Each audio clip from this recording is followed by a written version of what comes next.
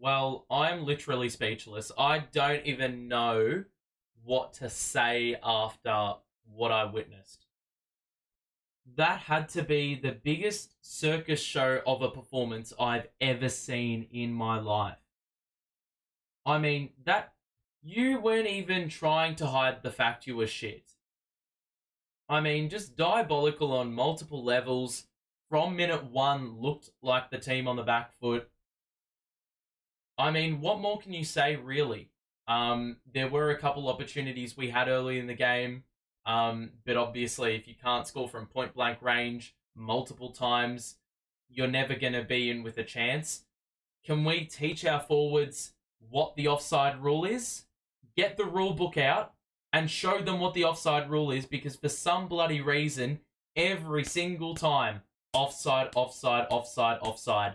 How many times are they going to be the culprits?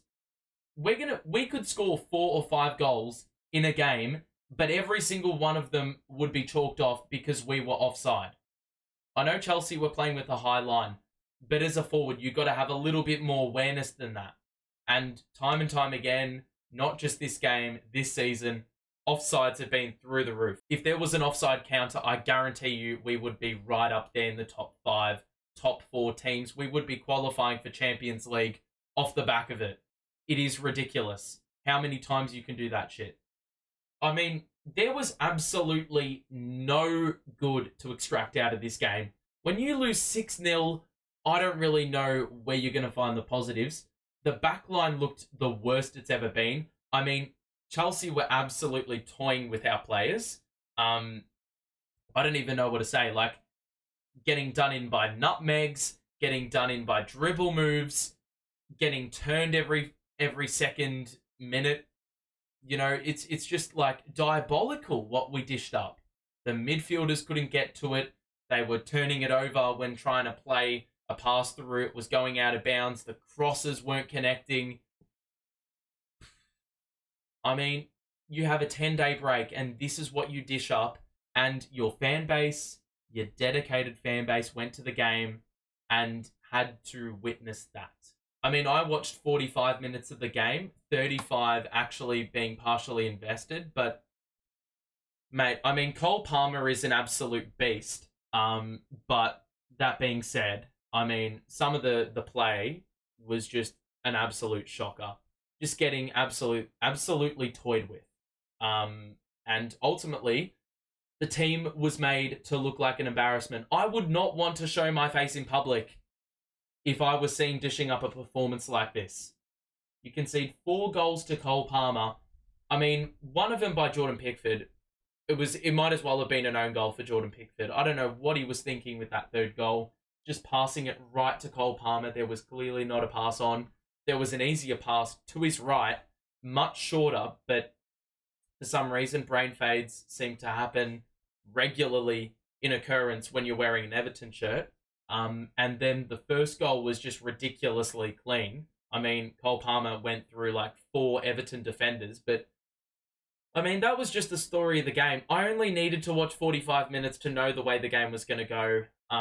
Made subs at halftime, but man, realistically, there's actually not a lot I can say. And the reviews are usually 9 or 10 minutes long, but I honestly could not give you more than maybe a 7-minute review because there was absolutely nothing good to extract. And goodness gracious, that makes me even more jittery for the games coming up.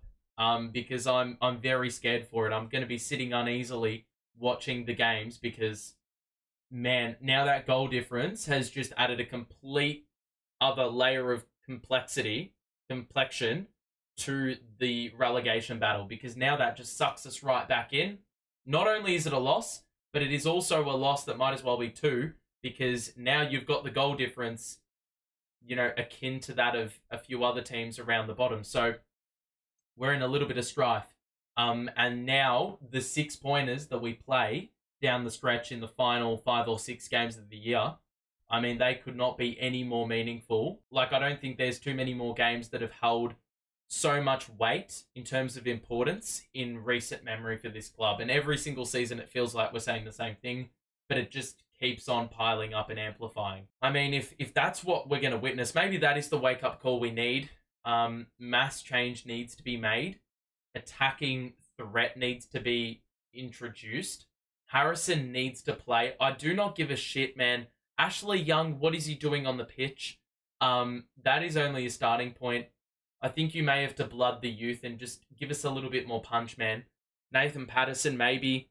But the overlap run isn't there. I mean, the wingers aren't putting in the crosses that they need to.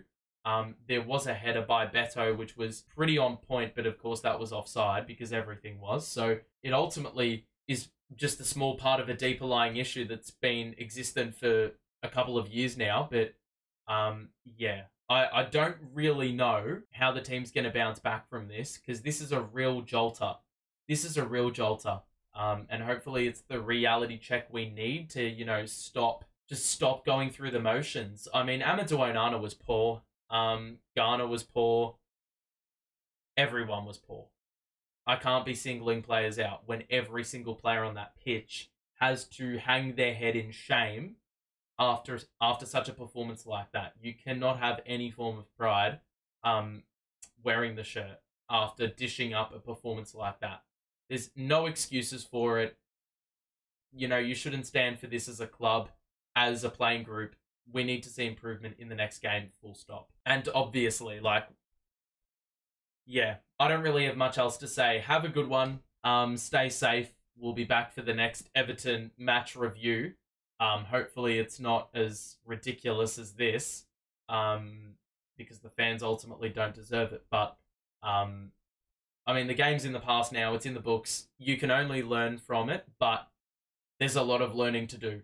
And we've been saying that from game 1 to game 17 to now where we are, game week 32. So we'll see how we go down the stretch. But my goodness, this is a game that you just simply need to forget and never acknowledge its existence again, even though it's going to be entrenched in history.